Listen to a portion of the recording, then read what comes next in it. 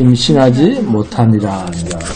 자, 오늘 말씀의 제목은 사례는 임신하지 못함으로. 창세기 11장입니다. 창세기 11장 1절에서 32절까지입니다. 창세기 11장 1절에서 32절까지입니다. 오늘 말씀의 제목은 사례는 임신하지 못함으로입니다. 자, 창세기 11장 처음부터까지 다 함께 봉독합니다. 시작. 온 땅에 어느가 하나여 말이 하나였더라. 이에 그들이 동방으로 옮기다가 시날 평지를 만나 거기 거류하며 서로 말하되 자 벽돌을 만들어 견고히 굽자 하고 이에 벽돌로 돌을 대신하며 역청으로 진흙을 대신하고 또 말하되 자 성읍과 탑을 건설하여 그 탑 꼭대기를 하늘에 닿게 하여 우리 이름을 내고 온 지면에 흩어짐을 면하자 하였더니 여호와께서 사람들이 건설하는 그 성읍과 탑을 버리고 내려오셨더라. 여호와께서 이르시되 이 무리가 한 족속이요 언어도 하나이므로 이같이 시작하였으니 이후로는 그 하고자 하는 일을 막을 수 없으리로다. 자 우리가 내려가서 거기서 그들의 언어를 혼잡하게 하여 그들이 서로 알아듣지 못하게 하자 하시고 여호와께서 거기서 그들을 온 지면에 흩으셨으므로 그들이 그 도시를 건설하기를 거쳤더라. 그러므로 그 이름을 바벨이라 하니 이는 여호와께서 거기서 온 땅의 언어를 혼잡하게 하셨음이니라. 여호와께서 거기서 그들을 온 지면에 흩으셨더라. 셈의 족보는 이라 아니라 셈은 100세 곧 홍수 후 2년에 아르박삿을 낳았고 아르박삿을 낳은 후에 500년을 지내며 자녀를 낳았으며 아르박삿은 35세에 셀라를 낳았고 셀라를 낳은 후에 430년을 지내며 자녀를 낳았으며 셀라는 30세에 에벨을 낳았고 에벨을 낳은 후에 403년을 지내며 자녀를 낳았으며 에벨은 34세에 벨렉을 낳았고 벨렉을 낳은 후에 430년을 지내며 자녀를 낳았으며 벨렉은 30세에 르우를 낳았고 르우를 낳은 후에 209년을 지내며 자녀를 낳았으며 르우는 32세에 스룩을 낳았고 스룩을 낳은 후에 207년을 지내며 자녀를 낳았으며 스룩은 30세에 나홀을 낳았고 나홀을 낳은 후에 200년을 지내며 자녀를 낳았으며 나홀은 29세에 데라를 낳았고 데라를 낳은 후에 119년을 지내며 자녀를 낳았으며 데라는 70세에 아브람과 나홀과 하란을 낳았더라. 데라의 족보는 이러하니라. 데라는 아브람과 나홀과 하란을 낳고 하란은 롯을 낳았으며 하란은 그 아비 데라보다 먼저 고향 갈대아인의 우르에서 죽었더라. 아브람과 나홀이 장가들었으니 아브람의 아내 이름은 사레며 나홀의 아내 이름은 밀가니 하란의 딸이요 하란은 밀가의 아버지이며 또 이스가의 아버지더라. 사례는 임신하지 못함으로 자식이 없었더라. 데라가 그 아들 아브라함과 하란의 아들인 그의 손자 롯과 그의 며느리 아브라함의 아내 사레를 데리고 갈대아인의 우르를 떠나 가나안 땅으로 가고자 하더니 하란에 이르러 거기 거류하였으며 데라는 나이가 205세가 되어 하란에서 죽었더라.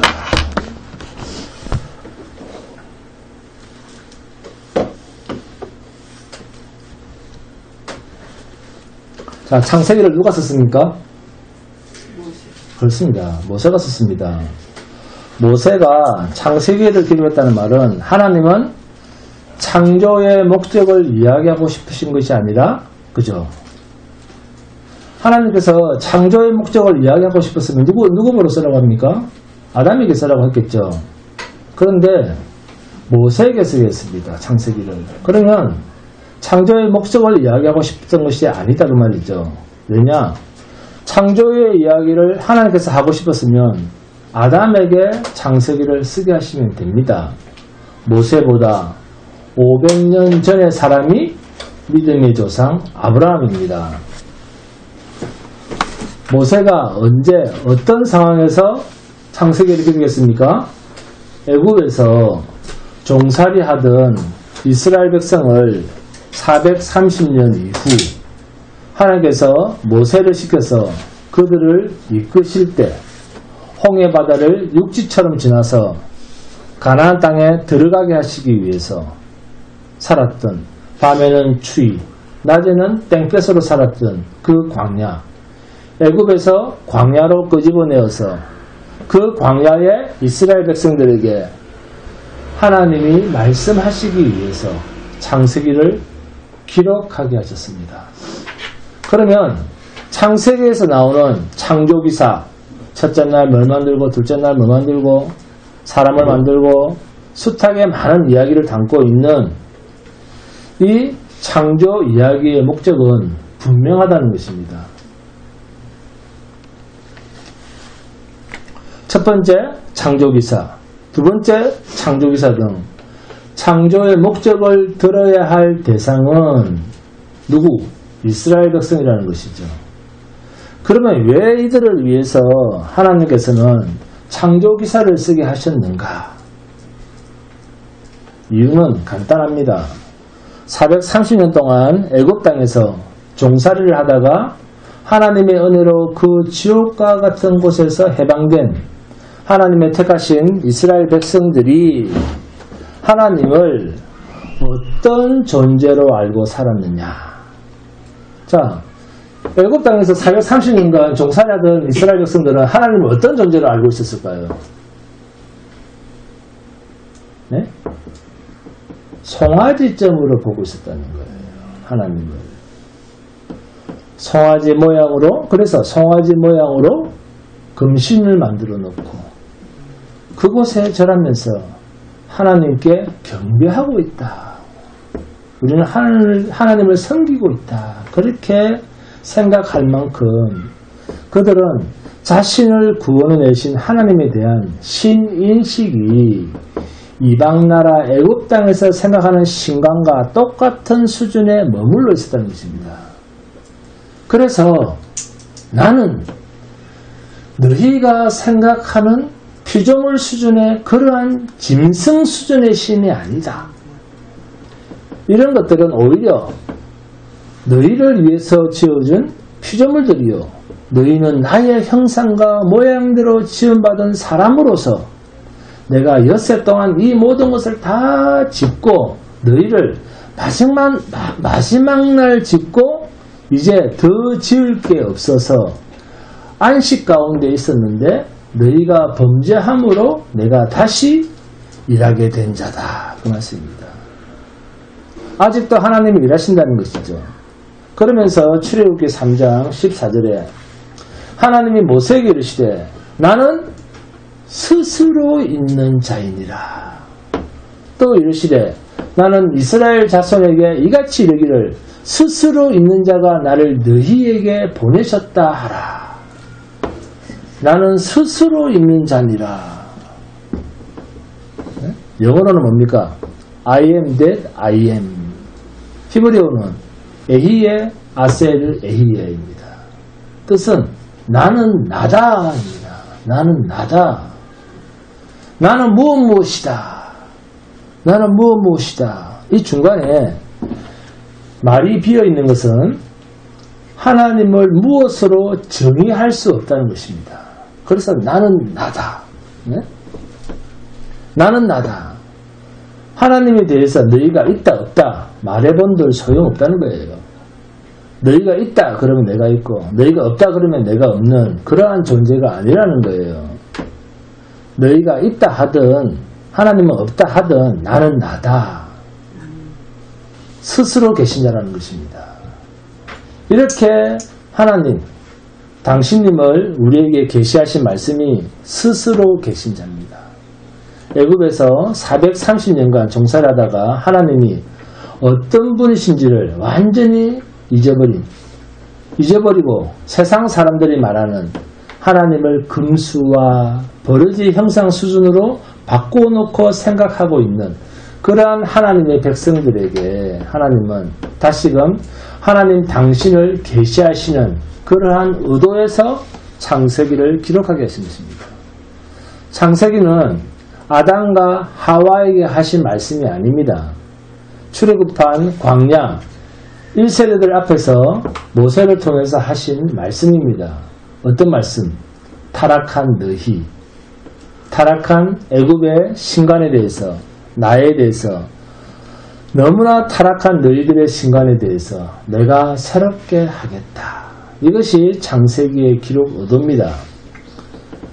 세상을 불로 완전히 심판하시고 노아의 8가족만 살려두시고 새롭게 시작했는데 또 얼마 못 가서 노아의 후손이죠.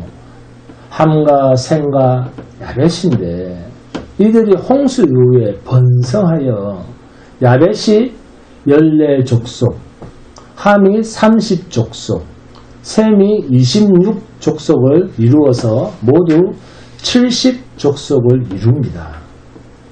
이들이 동방으로 옮기다가 시날 평지에 거류를 했는데 여기서 셈의 족보가 나오면서 바벨탑 사건이 등장하지 않습니까? 홍수로 그렇게 심판한 걸 다 체험한 후손들인데도 또 바벨탑을 만듭니다. 결국 인간은 뭐냐? 이 세상 속에 있는 한 죄와는 따로 살 수 없는 존재라는 말입니다. 땅에 사는 한 인간은 죄와 상관없이 살 수 있는 존재는 있었다? 없다. 그러니까 죄를 끊어내려고 하면 어떻게 된다? 이 세상을 떠나야 된다. 그러니까 하나님의 세상 심판은 성도에게는 뭐다? 은혜의 역사입니다. 왜요? 죄가 없는 세상으로서의 옮김이니까. 바벨탑을 쌓은 이유가 뭡니까? 인간들이 시날 평지를 만나자 그곳에서 바벨탑을 쌓았다 했는데 바벨탑을 쌓은 이유가 뭡니까? 자, 창세기 11장 4절에 나오죠. 함께 공독합니다. 시작. 또 말하되 자 성읍과 탑을 건설하여 그 탑 꼭대기를 하늘에 닿게 하여 누구 이름? 자기들 이름.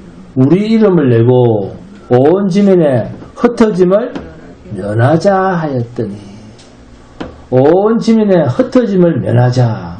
무슨 말입니까? 모여 살자는 거예요. 모여 살자. 이것이 인간의 작품입니다. 인간이 생각해낸 바벨탑 사건입니다. 바벨탑의 목적은 인간들이 흩어짐을 면하기 위한 상징적인 작품입니다.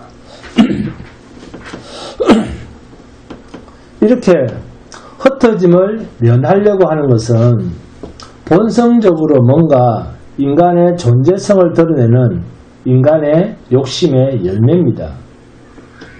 인간의 탑은 하나님 없이 살자라는 인간 욕망의 열매입니다. 본문 3, 4절 함께 봉독합니다.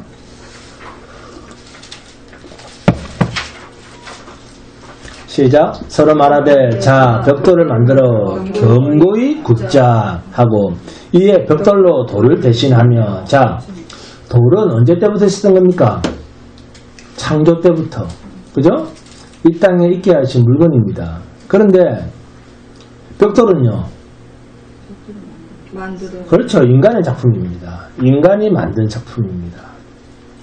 이만큼 인간들은 하나님을 거부하는 철저한 모습, 자기 힘, 능력을 보여주려고 하는 마음, 벽돌로 돌을 대신하여 그리고 진흙은 창조 때 하나님이 있게 하신 것인데 역청으로 진흙을 대신하고 탑을 쌓는데 철저한 인간들의 작품과 재료로 완성시키겠다는 거예요. 탑을 쌓는 동기가 어떻습니까? 4절에 자 시작. 또 말하되 자 성읍과 탑을 건설하여 그 탑 꼭대기를 하늘에 닿게 하여 우리 이름을 내고 그리고 목적은 뭡니까? 온 지면에 흩어짐을 면하자 하였더니 아멘. 자 창세기 1장을 봅니다. 창세기 1장 26절에서 28절 함께 봉독합니다. 창세기 1장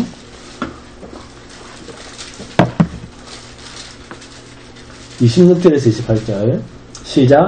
하나님이 이르시되 우리의 형상을 따라 우리의 모양대로 우리가 사람을 만들고 그들로 바다의 물고기와 하늘의 새와 가축의 온 땅과 땅에 기는 모든 것을 다스리게 하자 하시고 하나님이 자기 형상 곧 하나님의 형상대로 사람을 창조하시되 남자와 여자를 창조하시고 하나님이 그들에게 복을 주시며 하나님이 그들에게 이르시되 생육하고 번성하여 땅에 충만하라 땅을 정복하라 바다의 물고기와 하늘의 새와 땅에 움직이는 모든 생물을 다스리라 하시니라. 아멘.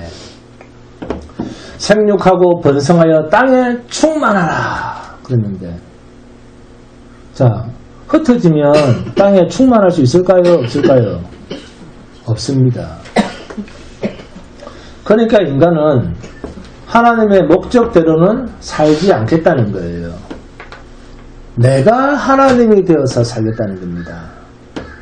노아의 홍수 이후에도, 이전에도 그들은 자기들의 힘으로 살아가려고 합니다. 홍수 이후에는 하나님의 은혜가 그들 생명에 절대적인 영향력을 미쳐야 됨에도 불구하고 노아의 홍수 이후에도 이전과 똑같은 욕망의 모습을 보입니다. 왜 그럴까요? 땅이 이미 하나님의 저주 아래에 있기 때문입니다. 바벨탑은 타락한 인간의 마음이 서로 연합한 모습, 하나님 없이 살아가고자 하는 모습입니다. 하나님은 인간이 바벨탑을 쌓는 걸 좋게 보시지 않았습니다. 그러면 언뜻 생각하기에 바벨탑을 쌓고 있는 인간을 어떻게 하시면 됩니까? 바벨탑을 그냥 무너뜨리면 됩니다. 보기 싫으면 바벨탑을 그냥 무너뜨리면 되는데, 그렇잖아요? 그런데 하나님은 바벨탑을 무너뜨리지 않고 사람들이 사용하는 언어를 혼잡게 해서 흩어지게 하십니다. 탑을 무너뜨리지 않고 왜 이렇게 하셨을까요? 인간의 마음이 흩어짐을 면하자라고 하는 탑을 쌓는 인간의 마음이 문제였다는 것입니다. 하나님께서는 바벨탑을 쌓는 것을 옳지 않게 여겼던 것이 아니라 바벨탑을 쌓고 있는 인간의 마음을 좋게 보지 않으셨다는 것입니다. 이것이 인간을 언어로 흩어지게 하신 하나님의 마음입니다. 인간의 마음이 눈으로 나타난 것이 바벨탑일 뿐입니다. 하나님처럼 높아지고자 하는 인간의 그 마음이 뭐라고요? 하늘까지 다 보고자 하는 바벨탑입니다. 그래서 하나님은 근본적으로 하늘만큼 높아지려고 하는 인간의 마음을 깨트리신 것입니다. 그 근거 구절이 본문 6절입니다. 여호와께서 이르시되 이 무리가 한 족속이요 언어도 하나이므로 이같이 시작하였으니 이후로는 그 하고자 하는 일을 막을 수 없으리로다. 그래서 탑을 부숴서는 안 되고 인간이 단합할 수 없도록 하나 되지 못하도록 하는 근본적인 처방을 내려야 되겠다. 그런데 지금은 무엇으로 하나가 되고 무엇으로 하나가 되고 있다? 언어, 말로서. 그래서 언어를 다르게 해서 마음이 하나로 뭉치지 못하도록 했다. 그래서 언어가 통하면 인간은 항상 무엇이 된다? 하나가 된다. 말이 통하면 하나가 된다. 근데 우리 좋아하잖아. 말이 통하네. 얘기하다가. 그러나 언어로 헛쳤기 때문에, 언어로 혼잡게 했기 때문에 사람들은 더 이상 자기들의 생각을 뭐로 하나로 뭉칠 수가 없었다. 그리고 이것은 앞으로 이 세상이 어떻게 될 것인가를 보여주는 아주 중요한 메시지가 됩니다. 아담이 뱀에게 속아 범죄하게 된 후에 홍수로 이 세상을 멸해도 여전히 이 세상은 사탄이 왕노릇하는 한 악한 세상입니다. 사탄이 예수님께 그러죠. 이 세상 전부가 보이는 꼭대기에 올려놓고 이 모든 영광은 내가 가진 것인데 나한테 절하면 이 모든 영광과 권세를 너한테 다 줄게 라고 합법적인 이야기를 했습니다. 그러면 사탄이 이 세상을 지배하고 있는 한 인간은 언제든지 무엇을 하고자 한다? 하나가 되고자 한다. 하나가 되려면 무엇이 통일이 되어야 된다? 언어가 통일이 되어야 됩니다. 우리가 살아가는 이 마지막 하나님께서 불태워버릴 종말이 가까운 이 시대에 인간 세상이 하나님과 상관없이 하고 있는 일이 뭡니까? 언어의 통일입니다. 어떤 언어로? 유엔에서 인정하는 영어나 국제어로. 그런데 언어의 통일보다 더 심각한 타락한 통일이 있죠. 뭡니까? 화폐 통일입니다. 하나님께서는 인간 마음을 좋게 보시지 않습니다. 왜? 인간은 언제든지 제2, 제3의 바벨탑을 쌓는다는 거예요.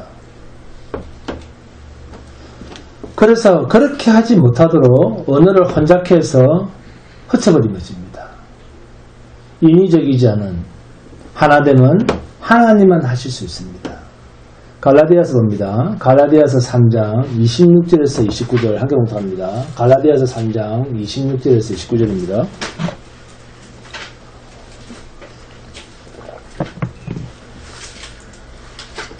갈라디아서 3장 26절에서 29절 시작. 너희가 다 믿음으로 말미암아 그리스도 예수 안에서 하나님의 아들이 되었으니 누구든지 그리스도와 합하기 위하여 세례를 받은 자는 그리스도로 옷 입었느니라. 너희는 유대인이나 헬라이나 종이나 자유나 남자나 이자나 다 그리스도 예수 안에서 하나이니라. 너희가 그리스도의 것이면 곧 아브라함의 자손이여 약속대로 유업을 이을 자니라. 아멘. 하나는 인간의 노력으로 되는 것이 아니라 하나님의 은혜로 된 하나님의 일하심으로 된 작품입니다. 연합하자. 인간은 연합할 수 없습니다. 형제라고 해서 하나가 되자 한다고 해서 마음이 하나가 됩니까?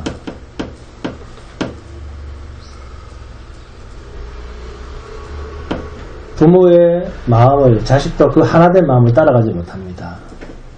하나님만이 진정한 연합을 이루실 수 있습니다. 왜요? 지금 하나님께서 질문에서 인간을 흩으신 것은 인간의 힘을 흩으신 것이 아닙니다. 언어를 혼잡했습니다. 언어를 혼잡게 하니까 자연스럽게 연합도 깨어지고 자연스럽게 힘도 깨어졌습니다. 그런데 하나님께서 언어를 하나 되게 하시니까 하나가 되었습니다. 그게 사도행전에서 나오는 오순절 성령 강림 사건입니다. 하나님께서 언어를 혼잡케 하시자 인간은 바벨탑 쌓는 것을 중지하고 각기 서로 말이 통하는 사람끼리 소통되는 사람끼리만 모여서 이제 흩어지게 됩니다. 그러면서 언어가 같은 민족끼리 모이는 국가 개념이 여기서 생깁니다. 따라서 지구상에 수많은 언어로 이 지구상에 많은 언어로 나눠져 있잖아요. 이렇게 나눠져 있다는 것은 곧 그 바벨탑으로 인한 하나님의 징계의 흔적입니다. 그래서 말을 할 때마다 겸손해야 되는 것입니다. 언어를 통일하면 힘이 되겠고 또 힘을 모으면 사람 이름을 내고 자기 이름을 내고 하나님 앞에서 도전이 되겠구나. 이걸 늘 깨달아야 됩니다. 여러분, 인간의 흩어짐은 무엇으로 하나가 되겠습니까? 사도행전 2장 3절에서 4절입니다. 마치 불의 혀처럼 갈라지는 것들이 그들에게 보여 각 사람 위에 하나씩 임하여 있더니 그들이 다 성령의 충만함을 받고 성령이 말하게 하심을 따라 다른 언어들로 말하기를 시작하니라. 성령 강림에 대한 이야기입니다. 성령이 임하셨을 때 나타나는 현상입니다. 각국 나라들의 말을 할 수 있는 사도들의 이야기입니다. 언어를 혼잡케 하심으로 흩어졌던 인간이 그 흩어졌던 언어를 극복하고 하나 되게 해주는 역사가 뭐로만 성령이 임하시면 성령이 임하셔서 하나님 안에서 하나가 되는 것 이것 외에는 언어로 흩어져서 하나가 되는 방법은 없다는 것입니다. 오직 하나님께서 함께 하실 때만 진정 하나가 된다는 것입니다. 성령이 임했다는 말은 하나님의 백성이 되었다는 뜻이기도 합니다. 인간은 자기의 뜻을 주장하며 살아갑니다. 자신의 뜻을 이루려고 합니다. 이것이 바벨탑 사건입니다. 그런데 하나님은 언어를 혼잡케 함으로 인간들 자신의 뜻을 전달하지 못하게 됐습니다. 그래서 자연스럽게 흩어지게 된 것입니다. 그런데 성령 안에서는 하나가 될 수가 있습니다. 왜요? 성령이 임하시면 사람의 뜻은 없어집니다. 이게 신비입니다. 성령이 임하시면 사람의 생각이 지배를 받습니다. 눌림을 받아요. 오직 하나님의 뜻으로만 충만하게 됩니다. 고린전서 2장 10절 11절 이하에도 쭉 나오는 말씀입니다. 오직 하나님이 성령으로 이것을 우리에게 보이셨으니 성령은 모든 것 곧 하나님의 깊은 것까지도 통달하시느니라. 사람의 일을 사람의 속에 있는 영 외에 누가 알리요? 이와 같이 하나님의 일도 하나님의 영 외에는 아무도 알지 못하느니라. 아멘.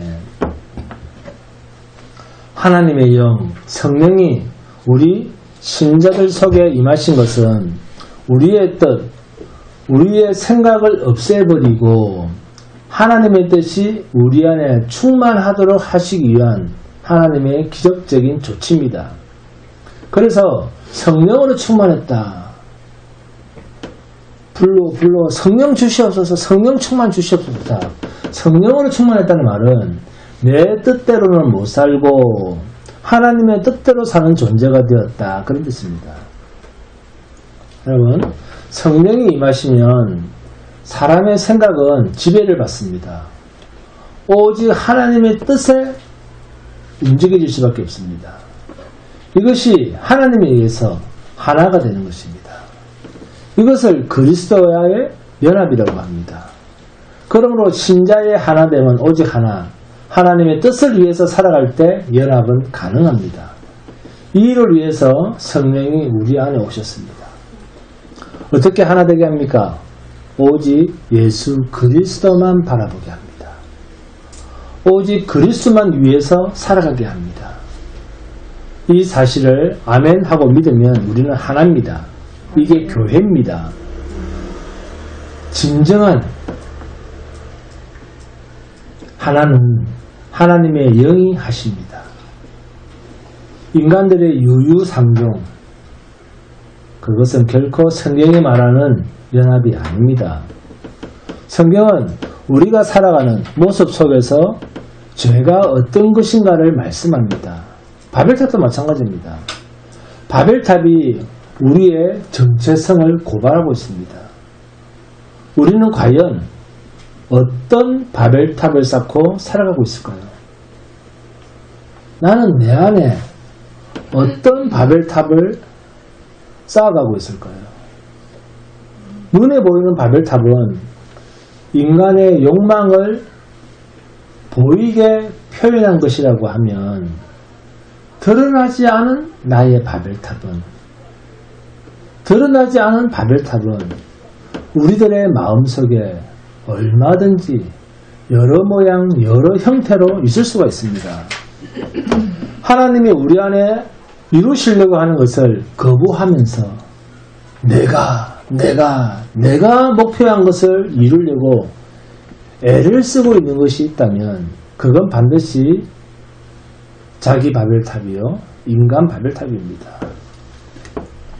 본문 10절부터 보시면 셈의 족보가 등장합니다. 그래서 데라까지 등장합니다. 그리고 본문 27절부터 조금 다릅니다. 이미 우리는 창세기 10장부터 셈의 축복에 대해서 확인을 했습니다. 그런데 다시 셈의 족보가 등장을 합니다. 같은 족보일까요? 다릅니다. 기록한 의도가 다릅니다. 그러면 창세기 10장과 다른 창세기 11장의 셈의 족보는 어떤 의미를 가질까요? 창세기 10장의 셈의 족보는 저주받은 함의 족보보다 이 세상에서의 어떤 역할이 지극히 왜소하고 작고 약해 보인다 하는 것을 느꼈습니다. 지경이 약했죠. 그런데 창세기 11장에서의 셈의 족보에서는 아르박삿을 낳았다 라면서 여기서부터 쭉 내려오는 족보를 말하고 있습니다. 창세기 10장에서의 셈의 족보 전체가 언급이 되었는데 창세기 11장에서는 아르박삿 이 아들의 한 혈통만을 계속해서 언급을 하고 있습니다. 그러면서 데라의 아들 아브라함까지 나오고 창세기 12장에 들어서는 믿음의 조상 아브라함에 대한 약속이 나타나기 시작을 합니다. 창세기 11장부터는 하나님의 약속이라고 하는 하나님은 아브라함에게 하나님의 약속이 주어질 때 참된 복은 이 세상 것의 성취가 아니다. 참된 복은 하나님께서 약속으로 주시는 것입니다. 이런 인식을 우리가 잘 가져야 됩니다. 참된 복은 세상 것의 성취가 아니라 하나님께서 약속으로 주시는 것이다. 하나님이 약속하신 것. 이게 참된 복이라는 겁니다. 이게 성경 이야기예요. 그래서 기독교는 다른 말로 뭐라고 합니까? 약속의 종교입니다. 약속의 종교라는 말은 이 땅에 그 하나님의 약속의 성취가 있다 없다. 이 땅에서는 없다는 이야기입니다. 이것이 히브리서 11장 1절 이하의 이야기입니다. 믿음은 바라는 것들의 실상이요 보이지 않는 것들의 증거니. 여기서 우리 기독교인들이 힘들어하는 거예요. 이 땅에 대한 약속의 성취가 아니라 영원한 나라에 대한 약속을 하셨다는 것입니다. 그래서 히브리서 11장에 등장하는 믿음의 선진들은 이 땅에서는 아무것도 받지 못하고 약속만 바라보다가 어떻게 되었다? 김인숙 권사님, 약속만 바라보다가 죽었다. 눈을 감았다. 이야기입니다. 이 세상에서는 모든 것을 잃어버린 자처럼 살았다. 이것이 히브리서 11장의 믿음의 조상들에 대한 이야기입니다. 아르박삿에서 아브라함까지 내려오는 족보에서 하나님은 약속을 말씀합니다. 그래서 창세기 11장을 통해서 하나님은 참된 복은 하나님으로부터 주시는 참된 복은 이 세상에서의 번성이 아니라 하나님의 약속 안에 있는 영원한 새하늘과 새 땅을 받는다는 것입니다. 이것이 하나님의 복입니다. 그래서 좀 재밌게 보실 것은 본문 10절에서 26절까지 쭉 보시면 어떻게 나옵니까? 글이 본문 10절에서 26절까지 보시면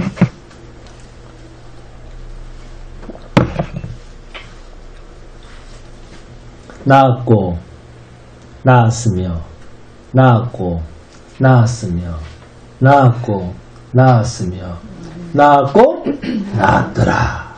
자, 죽었다는 말이 있습니까? 없습니까? 죽었다는 말이 없습니다. 네? 그런데 본문 28절로 가보시면 함께 봉독합니다. 본문 28절 시작. 하라는 그 아비 데라보다 먼저 고향 갈대아인의 우르에서 죽었더라. 지금까지 낳았고 낳았으며 낳았고 낳았으며 낳았고 낳았으며 낳았고 낳았더라 했는데 하란에서는 하란은 사람 이름이에요. 하란은 그 아비 데라보다 먼저 고향 갈대아인의 우르에서 죽었더라. 응?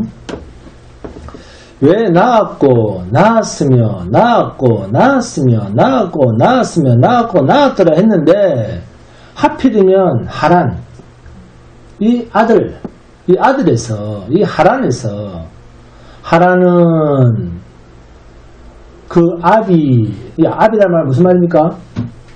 아버지죠, 아버지. 그죠? 하란은 자기 아버지입니다. 그 아비. 데라보다 먼저 고향 갈대아인의 우리에서 죽었더라. 왜 이런 말씀을 하실까요? 자, 그러면 여러분, 다른 사람은 안 죽었습니까? 죽었겠지. 다 죽었습니다. 그럼에도 왜 하필이면 이 하란, 이 아들한테만 죽었더라라는 말씀을 하실까요? 자, 하란이 누굽니까? 하란이 누구죠?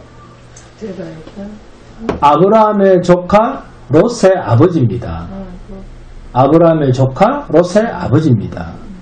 지금까지 셈의 조건은 본문 27절까지입니다. 그런데 28절에서 하란이 자기 아버지 데라보다 먼저 죽었다. 그러니까 아들이 아버지보다 먼저 죽었다 그 말이에요.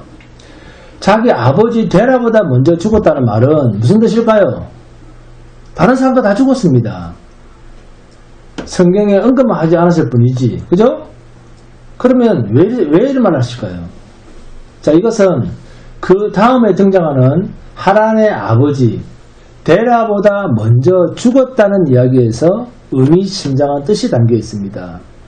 그것은 아버지 데라에게는 하란 말고 누가 또 있습니까? 아버지 데라한테는 아버지보다 먼저 죽은 이 하란 아들 말고 또 누가 더 있어요? 그렇죠. 또 누구? 아브라함과 나홀이 있습니다. 그죠? 아브라함과 나홀과 하란 이 세 아들이 있어요. 데라한테는. 그죠? 그런데 하란이 먼저 죽었습니다. 김일식 권사님 이해하시겠습니까? 하란이 먼저 죽었습니다. 이 하란의 죽음은 인간이 어떤 존재인가 하는 것을 확실하게 보여줍니다. 자, 낳았고 낳았으며 낳았고 죽었더라. 사람이 사람을 낳았습니다. 그렇죠? 사람이 사람을 낳은 거잖아요. 그렇지 않습니까? 대답 안 합니까? 네. 사람이 사람을 낳았습니다. 그런데 그 낳은 사람이 누굽니까? 부모죠, 부모. 그죠? 부모잖아요. 아버지. 응? 사람이 사람을 낳았습니다. 그런데 그 낳아준 사람이 죽기도 전에 자기가 먼저 죽었습니다. 아니, 아들이 먼저 죽었잖아요. 그죠? 결국 무슨 뜻입니까, 이거는? 자식을 낳았는데 그 자식이 부모보다 먼저 죽었다. 무슨 뜻입니까? 저주? 사람이 사람을 살릴 수 없다. 그 말이에요. 어떻게 할 수 없다. 네? 사람이 사람을 살릴 수 없다. 즉, 사람은 죽음을 어떻게 할 수 없다. 그 말입니다. 낳은 자보다 낳음을 받은 자가 먼저 죽었다. 네? 아버지보다 아들이 먼저 죽었다. 무슨 뜻입니까? 어떻게 할 수 없다. 인간. 죽음에 대해서는 부모도 어쩔 수 없다. 바로 이 이야기를 담고 하나님은 아브라함을 찾아오신 것입니다. 하나님이 하란의 형제 아브라함을 찾아오신 것은 이 죽음의 문제를 어떻게 해결하는가 이것을 말씀하고 싶었던 것입니다. 우리는 한 가문 안에 아브라함의 형제입니다. 아브라함의 형제인 하란. 이 하란이 아버지 데라보다 먼저 죽는 것을 보면서 하나님은 아브라함에게 영원한 생명의 약속으로 찾아오신 거예요. 영원한 생명의 약속으로. 영원한 생명의 약속으로 찾아오시는 그 사건을 통해서 자기를 낳아준 부모도 이 죽음의 문제를 해결해 줄 수 없는 존재인 것을 극명하게 대비해서 보여주시면서 이 죽음의 문제는 오직 생명 되시는 하나님만 해결할 수 있다 라고 하는 것을 우리에게 설명해 주고 싶으셨던 것입니다.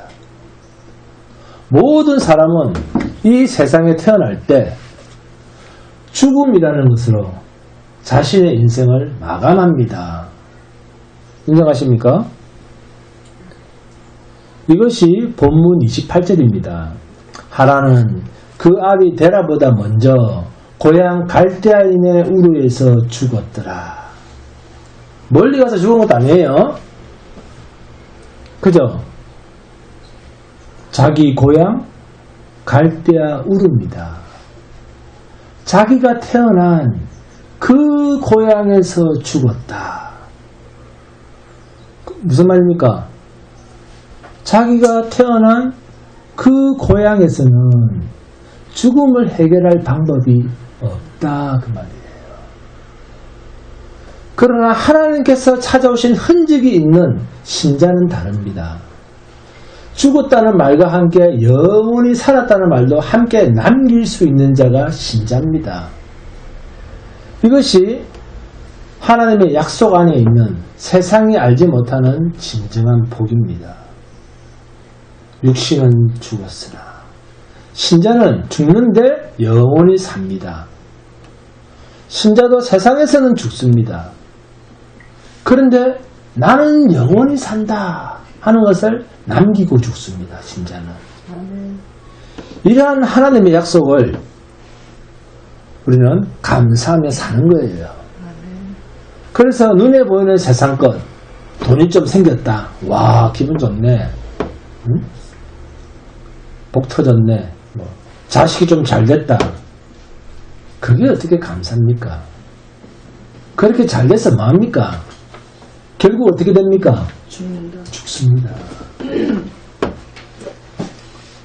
부모인 나보다 먼저 죽을 수 있다. 이것을 하란의 사건으로 성경이 말씀하고 있습니다. 그렇게 자식이 잘 되기를 원하지만 그럼에도 나보다 먼저 죽을 수 있는 게 인간입니다. 내가 어떻게 할 수 없다. 되라도 어떻게 할 수 없다. 그런데 하나님이 찾아오시면 영원히 삽니다. 이보다 더 큰 기쁨이 없습니다. 하나님의 약속 안에 있다. 이 말은 영원히 살려주신다는 약속이에요. 하나님이 찾아오셨다. 무슨 말입니까? 너는 영원히 살 수 있게 됐다. 그 말이에요. 이보다 더 큰 감사가 어디에 있겠습니까? 그런데 우리는 이걸 감사로 여기지 않거든요. 본문 29절에서 32절입니다. 함께 공부합니다. 본문 29절에서 32절 시작. 아브라함과 나홀이 장가들었으니 아브라함의 아내의 이름은 사레며 나홀의 아내의 이름은 밀가니 하란의 딸이요 하란은 밀가의 아버지며 또 이스가의 아버지더라. 사레는 임신하지 못하므로 자식이 없었더라. 데라가 그 아들 아브라함과 하란의 아들인 그의 손자 롯과 그의 며느리 아브라함 아내 사레를 데리고 갈대아인의 우르를 떠나 가나안 땅으로 가고자 하더니 하란에 이르러 거기 거류하였으며 데라는 나이가 205세가 되어 하란에서 죽었더라. 다시 본문 29절을 잘 봅니다. 29절 아브라함과 나홀이 장가들었으니 아브라함의 아내의 이름은 사레며 나홀의 아내의 이름은 밀가니 하란의 딸이요. 이 죽은 하란입니다. 하란의 딸이요 하란은 밀가의 아버지며 또 이스가의 아버지더라. 자, 어떻습니까? 근친 결혼이죠. 그죠? 근데 이때는 고대 시대에는 근친 결혼을 했어요. 이때는 근친 결혼을 했습니다. 그러니까 자기의 사촌 여동생과 결혼을 했습니다. 나홀의 아내의 이름은 밀가니 하란의 딸이요. 자기 조카 딸이잖아요. 조카와 죽은 하란의 딸이니까 나홀이 자기 형제의 딸이니까 조카하고 결혼을 한 것입니다. 그런데 여기 본문 30절에 사레는 임신하지 못함으로 자식이 없었더라. 아브라함의 아내 사레는 잉태를 하지 못해서 자식이 없었다. 네? 그런데 본문 31절에 보니까 이 아들 아브라함과 롯과 자부 사레를 데리고 갈대아 우르를 떠났다 했습니다. 그죠? 갈대아 우르가 뭡니까? 본문 20절에 보면 자기 고향입니다. 그죠? 네? 자기 고향이에요. 아브라함이 고향입니다. 하란이 죽은 그 고향입니다. 데라의 고향입니다. 아버지보다 자식이 먼저 죽어도 어떻게 할 수 없었던 고향. 그죠? 아버지보다, 부모보다 자식이 먼저 죽어도 어떻게 할 방법이 없었던 고향. 그 고향을 떠나고 있습니다. 죽음을 어떻게 해결할 수 없는 그 고향을 떠나고 있는 거예요. 하란이 죽었다는 고향과 비교를 하면서 그 고향 갈대아 우르를 식솔들을 거느리고 데라가 떠나서 하란 땅에 머물고 있다는 것입니다. 그 고향은 자기가 태어난 그 고향은 어떤 땅이었다? 죽음의 땅이었다는 것이죠.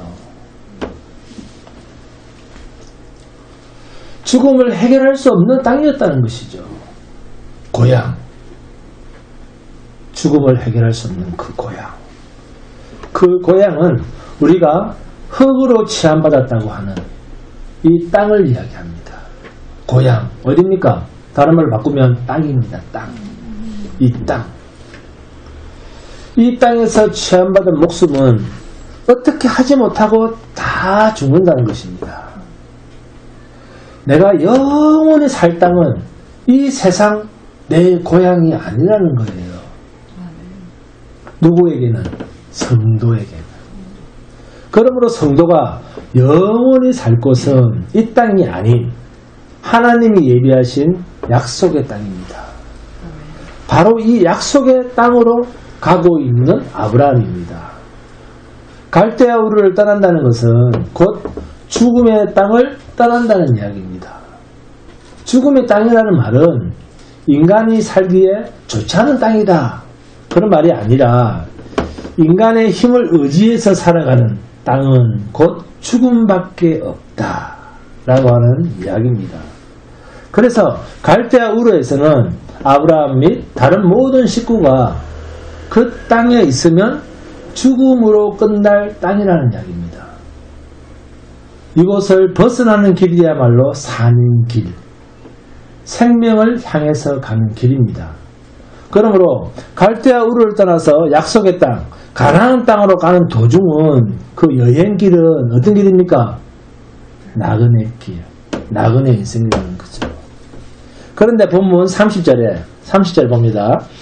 사례는 임신하지 못함으로 자식이 없었더라. 자기 고향 땅에서는 갈대아 우르에서는 임신하지 못했습니다. 그죠? 무슨 뜻일까요, 그러면?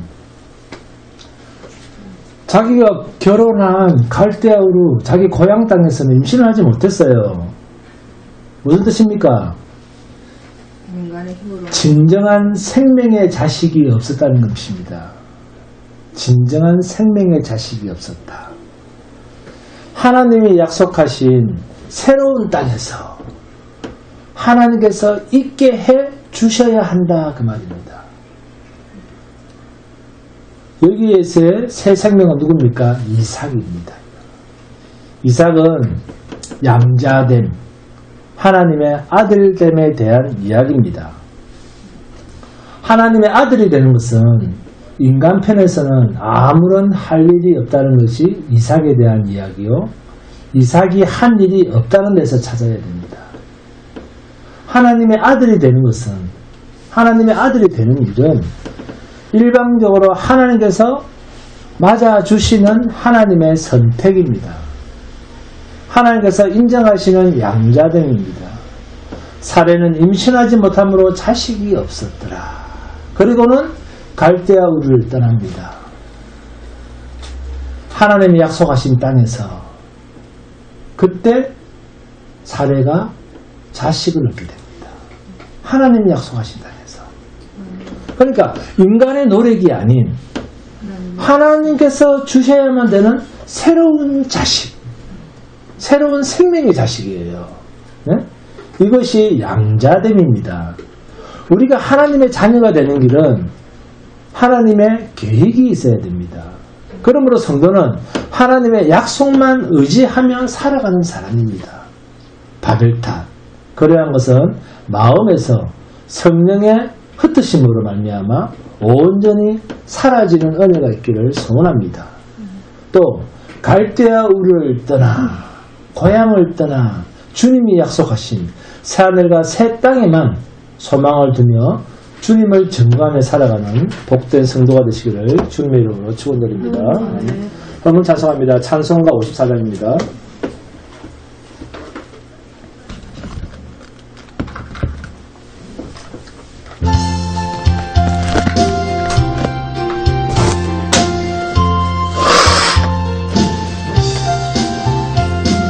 주여 복을 구하오니 편히 가게 하시고 사람마다 주내도 이기도록 하시고 광야 같은 세상에서 항상 인도하소서.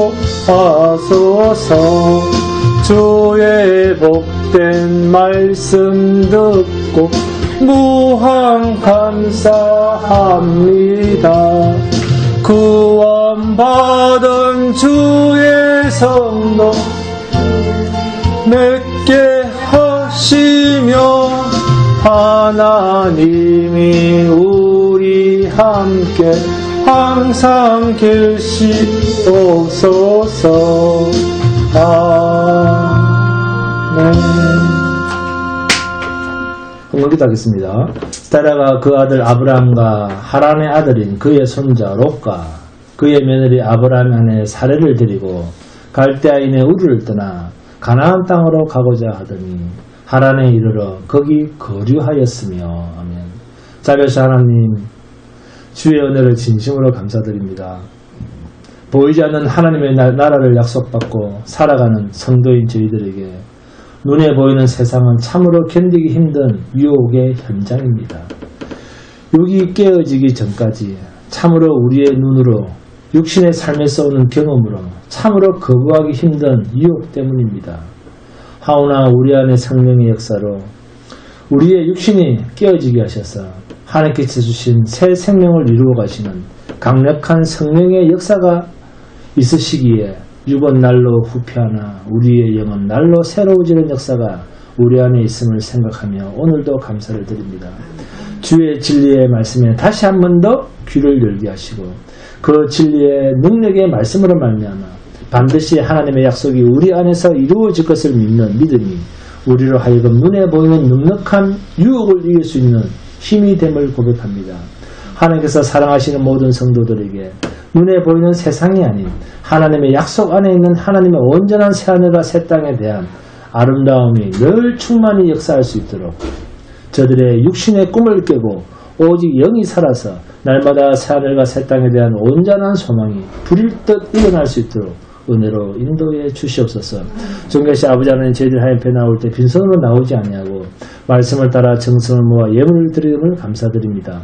여기 우리의 힘과 정성과 뜻을 모아서 바친 이 예물을 연락하여 주시옵소서. 그리고 이 예물을 통하여 하나님의 거룩한 사업 위에서도 나음이 있는 오병의 역사가 나타나게 하여 주시옵소서. 존귀하신 우리 구주 예수 그리스도의 이름으로 기도드립니다. 모두 일어나 주시기 바랍니다. 찬송가 372장입니다.